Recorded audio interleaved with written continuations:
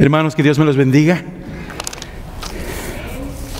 Vamos a continuar hoy con la serie de mensajes sobre quién es Jesús. Empezamos unos mensajes la semana pasada y no pudimos terminar. Y hoy voy a hacer el esfuerzo de terminar. Si abren sus Biblias, por favor, vamos a ver el libro de Colosenses capítulo 1. Y ahí deténgalo por un momento. Hermanos, quiero compartir con ustedes un tiempo. En el año 1945 hubo un maestro de los judíos, un rabbi. Su nombre era Rabbi Eliezer Silver. Este señor tuvo la gran responsabilidad y el privilegio de ir después de la Segunda Guerra Mundial y buscar sobre todo Europa los niños de las familias de los judíos, de los miles y miles de familias que perdieron abuelos y abuelas, madres y padres, tíos y tías. Muchos cristianos, católicos, gente de no creencia, escondieron niños en un esfuerzo de escapar el ejército de Alemania, los nazis, y escondieron niños donde quiera. Ya después de la guerra, entre los mismos judíos, mandaron a este señor con todos los recursos que ocupaba para buscar estos niños perdidos. Y tuvo éxito al principio, pero mucha gente trató y pues se lo olvidó por qué estaban haciendo lo que hicieron. Y cuando vino el rabbi al pueblo, en lugar de decirle, mira, tenemos niños aquí, decidieron adoptar los niños. Aunque eran judíos, querían que estos niños adopten su religión. Y así podían tener familia y cambiar estos niños. Pues hermanos, eso no fue correcto. Pero el rabbi insistía, siguió buscando. Y cuando fue a Francia, estaba leyendo un libro sobre su viaje en Francia. Dijo que llegó a un monasterio y ahí en ese monasterio encontró un sacerdote católico. Y ahí tenían muchos niños. Y le preguntó el rabbi al sacerdote, ¿hay niños aquí de familias de judíos? Y el sacerdote le dijo, pues la verdad, ¿quién sabe? No creo. Todos los niños aquí tienen apellidos de familias alemán y pues no creo que ninguno es judío. El rabbi no lo creía, porque hubo muchas familias que le habían dicho, llevamos niños ahí y ahí deben de estar. Pues el rabbi pues no quiso tener conflicto con el sacerdote, pero se puso a orar. Y le preguntó, le dio una petición y dijo, ¿es posible que yo vaya a ver a estos niños? El sacerdote no vio ningún peligro en que mire los niños, entonces le dio permiso y trajo todos los niños en un cuarto grande. Hubo cientos de niños. Tenía unas fotos, pero decidí no mostrarlos. Y estos niños llegaron pues ya sin padres, asustados, en un nuevo mundo, puede decir. Y el rabbi empezó a andar entre ellos mismos y les vio la cara. Sí, es cierto, ¿cómo vas a ver quién es judío, quién no? Aunque uno puede decir, se le mira en la cara, pero no era suficiente. Y le llegó una idea y el rabbi empezó a cantar un canto de antigüedad. Empezó con lo que nosotros decimos es el Shema. Y en el Shema significa algo muy profundo para los judíos. Y empezó a cantar, Shema Yisrael, Adonai Eloheinu, Adonai Echad. Yo les digo las palabras porque no puedo cantar. Shema Israel, Adonai Eloheinu, Adonai Echad. Y el momento que empezó a compartir estas palabras, muchos de las caritas cambiaron. Algunos tenían lágrimas, otros se enfocaron con más enfoque y él pudo decir, mijo, ven para acá, ¿sabes la canción? Y todos los niños dijo, vamos a cantar la canción, mijos. Shema Israel, Adonai Eloheinu, Adonai Echad. Y los niños empezaron a cantar, y todos los niños que estaban cantando y reaccionando los apartó, y fueron muchos. Estos fueron los niños de los judíos. ¿Y cómo es que los descubrió? Compartió una oración. Esta oración viene de los principios del pueblo de los judíos. Y hermanos, esa oración es el regalo más profundo que los judíos nos han dado a nosotros, los cristianos, el Shema. Shema significa, Shema Israel, escucha, oh Israel.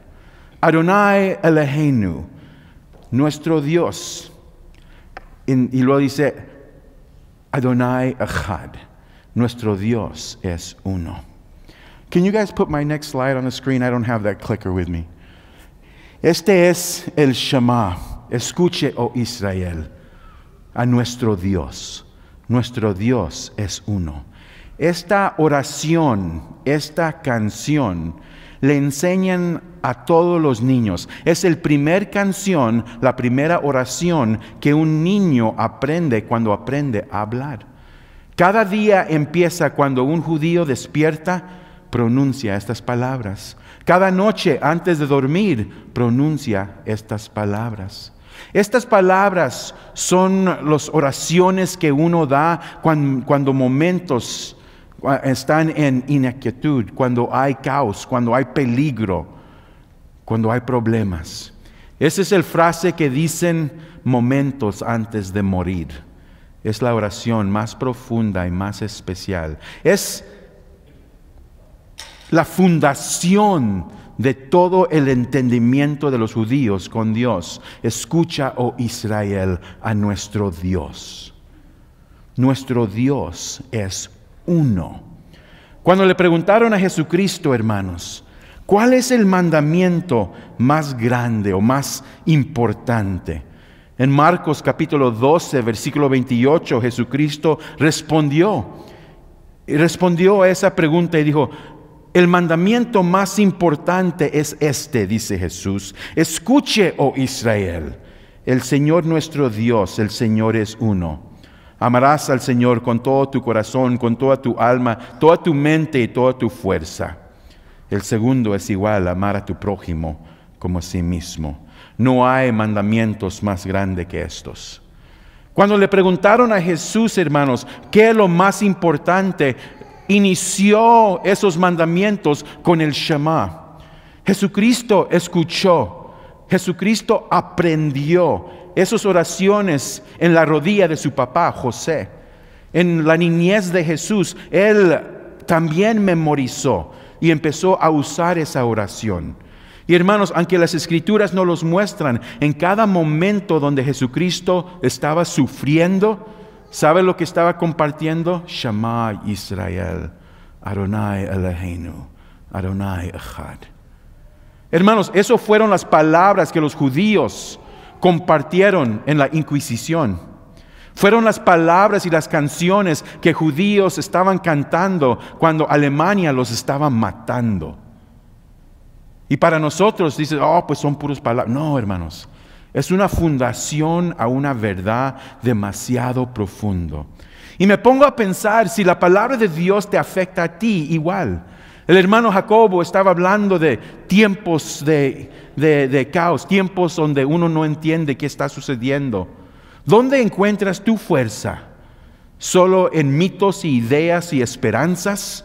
¿O tienes tu esperanza en una firme fundación? Para los judíos sobre los siglos que han sufrido, dado su vida, aquí siguen adelante, porque tienen su fundación en Cristo. Y ese es el regalo que nos han dado a nosotros. Entonces, hermanos, esta frase fue lo que hizo distinto los judíos de todo el resto de las religiones del mundo. En Roma, en Grecia, gente que creía en dioses creía en una pluralidad de dioses. Había muchos dioses. Y fue el pueblo de Israel que por la primera vez dijo, no, solo hay un Dios. Amén. Entonces la fundación del cristianismo también está en esa fundación en que solo hay un Dios. Y en este punto encontramos más confusión entre cristianos que cualquier otro. Aquí hay el razón por qué hay mormones y testigos de Jehová, bautistas, pentecostés, porque no estamos en acuerdo en esta enseñanza. Cuando uno se separa de sus raíces hebreicos, se le olvida de lo más importante y empezamos a creer en doctrinas que no tienen nada que ver con Dios, pero en materialismo, en espiritualidad, en deseos y sueños y fantasías. Pero hermanos, si seremos fieles a la palabra de Dios, tenemos que regresar a esos mismos raíces. Si vamos a conocer y entender quién es Jesucristo, tenemos que ir a la misma oración que sus labios compartieron toda su vida. Y ahí vamos a encontrar la verdad. Shema Yisrael, Adonai Eloheinu, Adonai Echad. Can we go to the next slide, please? He estado compartiendo, hermanos, este versículo desde la semana pasada. En Colosenses capítulo 1, versículo 15 y 16. Hoy lo voy a aumentar con un versículo más, versículo 17. ¿Y qué hemos aprendido, hermanos? ¿Qué hemos aprendido? Aprendimos aquí que Jesucristo, cuando preguntamos ¿quién es Jesús? ¿Quién es? Él es, dice la palabra de Dios, dice el apóstol Pablo. Él es el imagen, el icon. Y si se acuerdan, hermanos, la palabra icon significa que Él es, en contexto con el versículo, es una manifestación visible del Dios invisible. Cuando miras a Jesús, has visto a Dios. Amén. Amén. Amén. Y sigue adelante del Dios invisible, el primogénito. Otra vez, mucha confusión. Dicen, pues Jesús fue el primogénito, el quien primer nació. Número uno, es incorrecto. Si vamos a hablar de orden de nacimiento, ¿quién fue el primogénito? Adán. ¿Que no es cierto? Adán fue el primogénito, si vamos a hablar de orden, pero aprendimos la semana pasada que la palabra primogénito, prototokos, no significa un orden de número, quién nació primero, pero se refiere a un nivel, el quien va a recibir la herencia en una familia. ¿Quién es el quien recibe toda autoridad? ¿Quién es el que el Padre ha escogido para mandar? En mi familia el primogénito es Nicholas. Y si Nicholas no puede, entonces de Benjamín. Uno de mis hijos, mientras yo me hago más y más viejo, cuando ya no puedo, uno de mis hijos se va a levantar, ser el primogénito. Y va a gobernar y mover nuestra familia adelante. Y eso es lo que dice esta palabra, que Jesucristo no solo es la manifestación visible del Dios invisible, pero es el quien ha recibido de su Padre toda autoridad. Que nadie manda, nadie está más alto. Que Él mismo es el quien va a recibir todo lo que existe. Seguimos en la Escritura, dice de toda creación. El primogénito de toda creación quiere decir que todo es de Él. Hermanos, ¿de quiénes son las bancas donde estás sentado? ¿De quién es este edificio? ¿De quién es esta tierra? Sabes que Dios no tiene barreras, ¿verdad? No tiene muros, no tiene divisiones, todo es de Él. Y cuando uno mira esta escritura, reconoce que Jesús, Él con gran voz fuerte dice, todo lo que existe es mío. Amén. Todo lo que existe es de Él. Él es el icon, es el prototokos, y todo lo que existe en la creación es de Él. Y seguimos en la escritura, entramos al versículo 16, dice, porque en Él, y cuando hablamos de Él, ¿de quién estamos hablando? De Jesús. Porque en Él fueron creadas todas las cosas. ¿Cuántas de las cosas? Todas las cosas. Y les ha enseñado donde varias otras religiones dicen que Jesús creó todas las otras cosas. Y eso es mentira porque no hay otras cosas. Todo pertenece a Cristo, todo es de Él. Amén. Y como dice la Escritura aquí, fueron creadas todas las cosas, las que hay en los cielos y las que hay en la tierra. ¿Hay un versículo en la Biblia, hermanos, que habla de la creación de cielos y tierra? ¿Sí o no? Sí. Y aquí dice que en Jesús fueron creadas todas las cosas, las que hay en los cielos y las que hay en la tierra, visibles, invisibles, sean tronos, sean dominios, sean principados, sean potestades. Todo fue creado por medio de Él y para Él. Y hablamos la semana pasada sobre, hermanos, que porque todo es de Él, entonces el hombre no tiene negocios tratando de decir mío. ¿Y cuántos hombres no han buscado llenar su alma con dinero, con poder, con influencia, con intimidad, con cosas? Y siempre se quedan igual, vacíos. ¿Sí o no?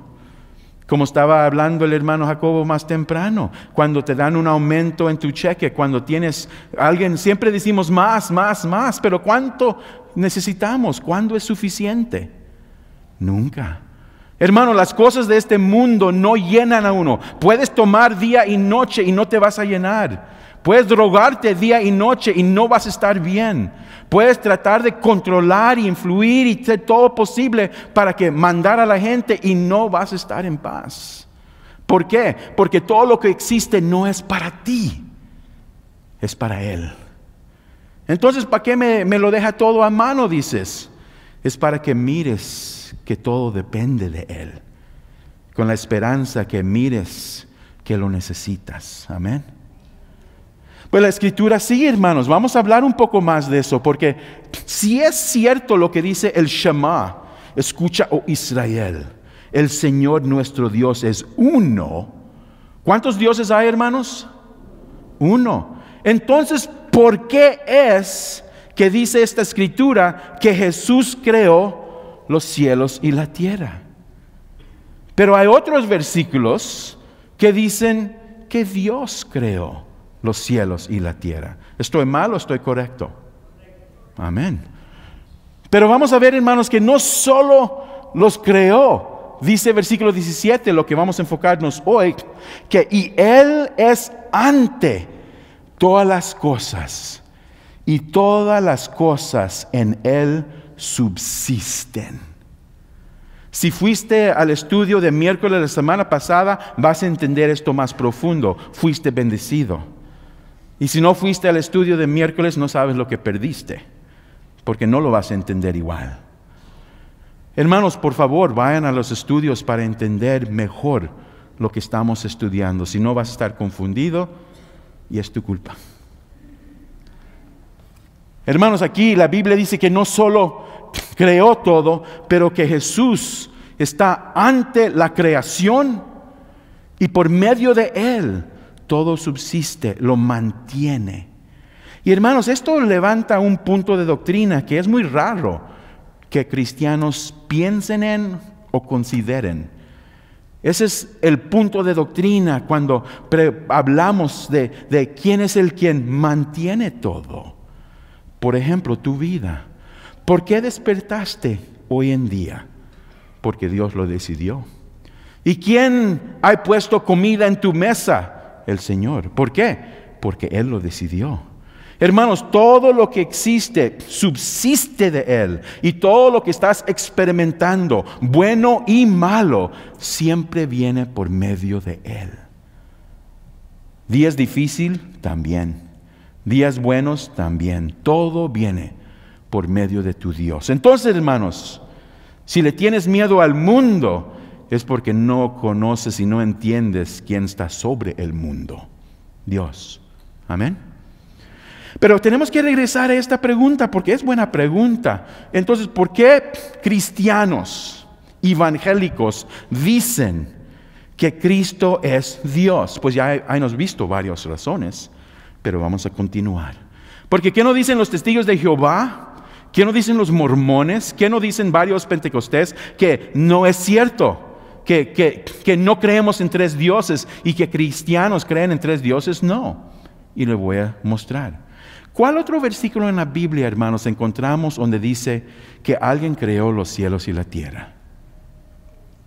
¿Dónde se encuentra ese versículo? Génesis 1:1. Can we go to the next slide, please? Y aquí vamos a ver, hermanos, 2 versículos. Y creo que esto es importante. En Génesis 1:1 vamos a buscar evidencia. Vamos a ser detectivos. Vamos a ver si hay algo que nos ayuda a entender. Dice la Biblia en Génesis 1:1, en el principio. Bereshith. Bereshith habla de un principio. Pero no estamos hablando de un momento en tiempo, un martes a las 3 de la tarde, no. Estamos hablando del principio de la creación. Hermanos, ¿hubo algo antes de esta creación? ¿Hubo algo antes de esta creación? Sí, el Creador. Amén. Pero el Creador tomó un momento y creó. Y aquí dice, y quiero que mires, en el principio creó Dios. Y hermano, lo que quiero que entiendas aquí, en el principio creó Dios. 2 cosas tenemos que ver. La palabra Dios en hebreo, en este versículo, porque yo creo que muchos han tenido momentos cuando alguien te toca en la puerta y te preguntan, ¿sabes el nombre de Dios? Te han preguntado. Y luego después de la plática te dicen, el nombre es Jehová. El nombre es Jehová. Hermanos, quiero nomás compartirte algo pequeño, muy breve. La palabra y el nombre Jehová es alemán. La palabra en la Biblia no es Jehová, es Yahweh. Yahweh. Ese es el nombre.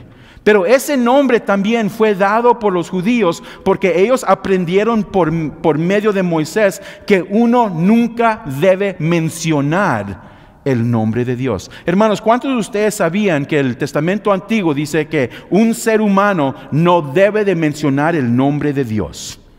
¿Quién supo eso? Dios no quiere que mencionen su nombre porque somos impuros y Él es puro. ¿Sabían eso?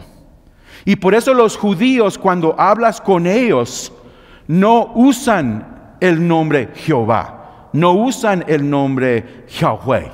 Ellos usan otra frase que se dice Hashem. Dígalo conmigo, Hashem. La palabra Hashem significa el nombre. El nombre. Y si hablas con un judío y dices, oye, cuando estás hablando de Dios, ¿por qué usas la frase Hashem? Y te van a decir, porque no se permite que yo pronuncie el nombre de Dios. Ese es un disrespeto al Altísimo. Si no usan el nombre Hashem, usan el nombre Adonai.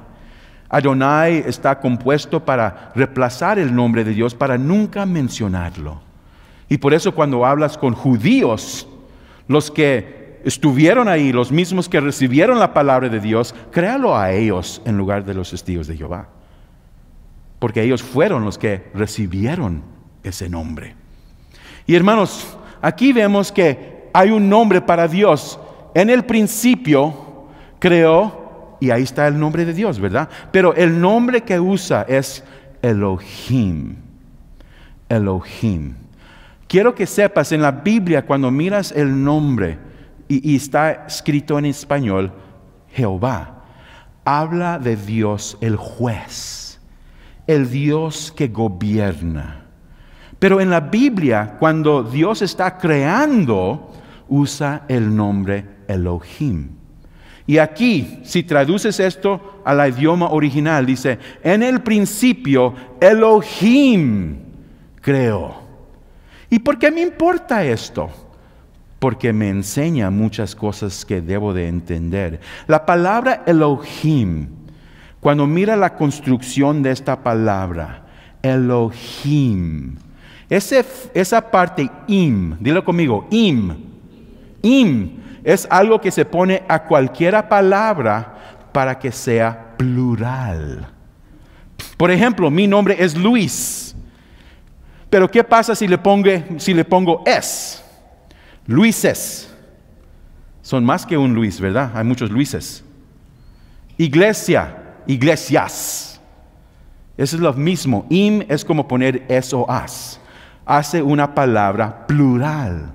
Y entonces aquí vemos que este Dios, Elohim, el nombre de Dios es en el plural. Y lo interesante de esto es cualquier frase que uno estudia, si el nombre es en el plural, entonces el verbo, la palabra de acción debe de estar en acuerdo y debe de ser en el plural también. Por ejemplo, nosotros, plural, corrimos. Miras como el verbo mos va en acuerdo con el nombre, los dos son plural. Pero en esta frase, la palabra creo es barra. Ese verbo es singular. Es singular. Nosotros comer. Usa algo que es muy raro y es en el primer versículo de la Biblia. Hermanos, cuando alguien abre su Biblia por la primera vez, escucha, Bereshith bara Elohim. Bereshith, principio. Bara, creó Elohim, Dios. Y en las primeras palabras de la Biblia dice, Dios es una pluralidad, pero actúa siendo uno. Hay un Dios, pero ese Dios es una pluralidad. ¿Sí me explico? Seguimos en otro versículo, hermanos. El Shema. Oye, Israel, Jehová, nuestro Dios, Jehová uno es. Cuando uno lo traduce, se puede traducir de dos maneras. Número uno, Shema Israel. Y mira dónde está la palabra Jehová. Los judíos iban a decir Hashem. O dicen Adonai. Porque no son dignos. No tienen permiso de usar el nombre de Dios. Por eso cuando alguien te pregunta, oye, ¿sabes el nombre de Dios? Están muy equivocados. Oye, Israel, Adonai, nuestro Eloheinu, nuestro Dios, Adonai, y la palabra Echad. Dígalo conmigo, Echad. Escúpele todo atrás a la persona enfrente de ti. Echad. La palabra Echad es uno. Y por eso creemos, solo hay un Dios, amén. Pero la palabra Echad es muy única también. Hermanos, los que no estudian, no saben. Por eso hay tanto ignorancia. Y la gente sigue cualquier ignorancia. Esa palabra Echad es la misma palabra que Dios usa cuando le habla a un hombre y una mujer. Y la palabra en Génesis dice, y el hombre dejará a su madre y a su padre, y se unirá a su esposa, y serán Echad. Serán uno. Pero ¿cómo es posible eso? Si es un hombre y una mujer, ¿cómo pueden ser uno? ¿Sí me explico? Es plural. La palabra Echad, aunque dice uno, habla de una pluralidad, más que uno. ¿Le duele la cabeza, hermanos? Echad habla de armonía, de estar completo, que les falta nada. El hombre dejará a su madre y a su padre y se unirá a su esposa, porque en su esposa está hecho completo. Y aparte de ella y aparte de Dios no hay ninguna necesidad, porque ella es suficiente para él. ¿Sí me explico? Espero, hermanos, que en su matrimonio sean Echad, sean uno.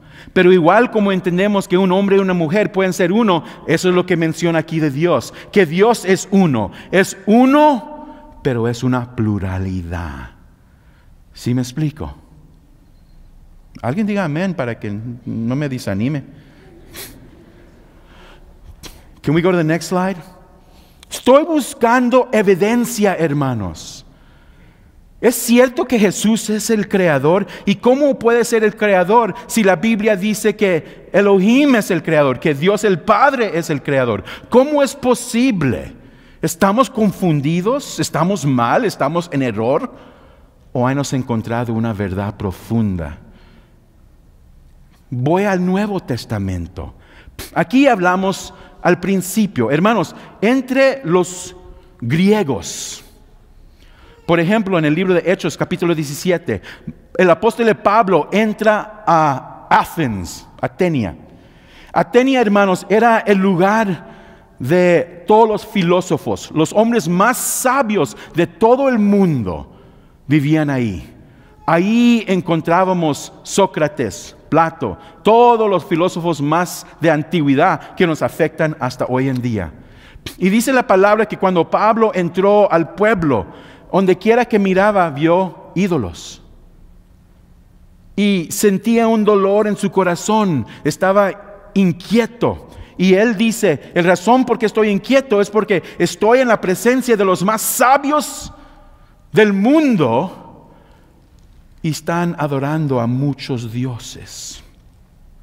Por los primeros 300 años de Grecia, hermanos, estaban buscando todos los profesores, los maestros, los filósofos, estaban buscando, porque ellos mismos vieron en su mundo y vieron diversidad. Vieron hay lumbre y hay agua. Wow. Donde quiera que miraban, había diferencias. Hay aire. Hay agua, hay material, hay tierra, diversidad. Y en un mundo de diversidad, los filósofos preguntaron, ¿por qué es que un mundo tan diverso se mantiene unido? ¿Cómo es que está tan unido? Y buscaban algo que une a todo. Y le llamaban el principio arqué. Arqué era lo que buscaban, esa cosa que mantiene todo junto.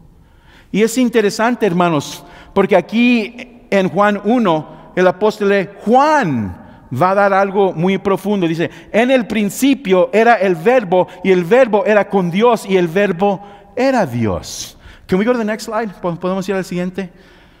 Voy a enseñarle, hermanos, ese primer versículo. Can we go to the next slide? Lo que ha hecho, hermanos, es lo traducí al idioma original. Y palabra por palabra podemos ver qué es lo que dice este versículo. Miras aquí enfrente, en principio. Y mira, la primera palabra, en arque. Y Juan da la respuesta a la pregunta que todos los filósofos estaban buscando. Ese principio que une todas las cosas. Esto es profundo. Y dice, en arque, enologos, era el verbo. La palabra verbo es traducido por logos. Logos, hermanos, es la fuente, es el principio, de donde vienen todas las cosas. De donde se inició, donde nació, donde empezó. Todo sabiduría, todo entendimiento, todo razón, todo lo que es lógico, es logos. Dice, en el principio había el logos. Y este logos, dice, y el verbo era, y la palabra en griego es prostontheon. Prostontheon, hermanos, quiere decir a la dirección de, o mejor traducido, cara a cara. Dice, en el principio hubo lo que todos han buscado, el logos. El logos es la fuente de toda la creación, es lo que subsiste toda la creación. Y el logos estaba cara a cara con Dios. Cara a cara. Hermanos, ustedes que están casados, ¿cuándo es la última vez que estuviste con tu pareja cara a cara? nariz a nariz, frente a frente. ¿Cuándo es la última vez que hubo ese? No se quedaron ahí porque de repente vienen los besos, ¿verdad? Habla de una intimidad profundo. Y lo que dice es que en el principio, antes de la creación en Génesis 1:1, antes de que hubo un universo, hubo el logos. Y ese logos estaba cara a cara, en armonía, escucha, echad, con Dios. Unidos en armonía, completos. El logos era uno con Dios. Y Dios era el verbo, así es traducido. Pero hermanos, aquí, disculpa, voy a tomar el tiempo, disculpa si te estoy aburriendo, pero deben de saber esto. Y Dios, miras como estoy leyéndolo en español, kai theas, digo, era el verbo. Mira la palabra el. Miren la palabra él, al fin, el verbo, y Dios era el verbo. En la construcción gramática de griego, donde quiera que encuentres la palabra él, a fuerza hace que esa palabra que sigue, el nombre que sigue, sea el sujeto del frase. Y por eso lo traducimos, el verbo era Dios. Lo que pasa, porque uno no le importa o no sabe, hay errores en traducción. Por ejemplo, mira aquí abajo. Esto viene de la traducción del Nuevo Mundo de las Santas Escrituras. Mira cómo ellos lo han traducido. En el principio, la palabra era, y la palabra estaba con Dios, y la palabra era un Dios. ¿Qué es eso? Un Dios. ¿A qué se refiere eso? ¿Que no está violando algo aquí? ¿Cuántos dioses hay? Uno. Shema Israel. Adonai Eloheinu. Adonai Echad. Nuestro Dios es uno. ¿Cómo que va a haber otros dioses? ¿Por qué traducieron esto así? Porque en el mismo Evangelio de Juan dice que el verbo tomó carne y anduvo entre nosotros. Y este verbo nos dice que en el principio había Jesús. Él es Juan 1:14. En el principio era Jesús y Jesús estaba cara a cara con el Padre. Y Jesús era Dios o es Dios. La pluralidad, la unidad que es Dios. Can we go to the next slide, please? Por eso, hermanos, cuando leemos esto, mira lo que dice todo Juan en su contexto. En el principio era el verbo y el verbo era con Dios y el verbo era Dios. Este era en el principio con Dios, cara a cara con Dios. Todas las cosas por Él. ¿Por quién? Por Jesús, el Logos. Todas las cosas por Él fueron hechas. Y sin Él, nada de lo que ha sido hecho fue hecho. En Él estaba la vida, y la vida era la luz de los hombres. Amén. Vamos a otro. Let's go to the next slide. El autor de Hebreos nos ayuda a entenderlo mejor. Dice, en estos postreros días nos ha hablado Dios por el Hijo. ¿Se acuerdan? La manifestación visible del Dios invisible. Nos ha hablado Dios por el Hijo, a quien constituyó, ¿qué era? ¿Se acuerdan? El prototokos, el primogénito. Constituyó heredero de todo. Y por quien asimismo hizo ¿qué? El universo. El cual, siendo el resplandor de su gloria y la imagen misma, sustancia misma, todo lo que es, la plenitud de Dios estaba en Jesús. La imagen misma de su sustancia, y quien sustenta todas las cosas con la palabra de su poder. ¿Quién es Jesús? Jesús es Dios. Amén. Jesús es Dios. Let's go to the next slide. Y por medio de Él, todo existe. Hermanos, mira la pantalla. ¿Qué miran? ¿Qué miras? Nada. Esto es lo que existe aparte de Jesús. Tome fotos si quieres para que no se te olvide. Let's go to the next slide. Dicen que en el principio no hubo nada. Y en un momento, aquí a mi mano izquierda, mientras yo lo miro a su derecha, a su izquierda, disculpa. Aquí, hermanos, hubo un momento, una explosión. Hubo nada y de repente, ¡boom!, hubo algo. Los hombres científicos tratan de hablar sobre cómo sucedió esto. De esto trató el estudio de miércoles, no voy a hablar más de esto. Pero hermanos, ¿quién causó que algo que descansaba? Hermanos, hay reglas a las ciencias. Algo que descansa sigue descansando. Algo que se mueve sigue moviéndose. Si el universo estaba descansando en nada, ¿por qué cambió? Porque hubo una explosión. ¿Y qué explotó? ¿Qué hubo antes de la explosión? Nada. Hermanos, ¿cómo se mira nada cuando explota? ¿Cómo se mira? Nada. Pero mira, hermanos, hay todo. Todo esto existe por medio de Él y para Él. Créalo o no, hermanos, todavía me falta más en este mensaje. Voy a terminarlo la próxima semana. Hermanos, mi esperanza es esto.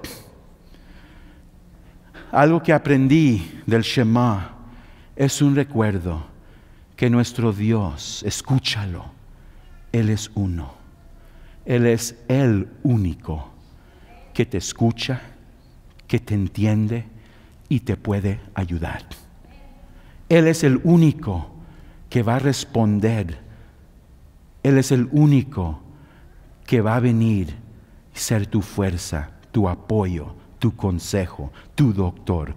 Todo lo que necesitas está en Él. Y por eso le recomiendo, hermano, no le hace qué lo que está pasando. Igual como los judíos cuando los arrestaron, cuando los echaron en la cárcel, cuando quemaron sus cuerpos. ¿Cómo lo hicieron? Con las palabras en sus labios. Shema Israel, Adonai Eloheinu, Adonai Echad. Nuestro Dios, mi Dios, es todo.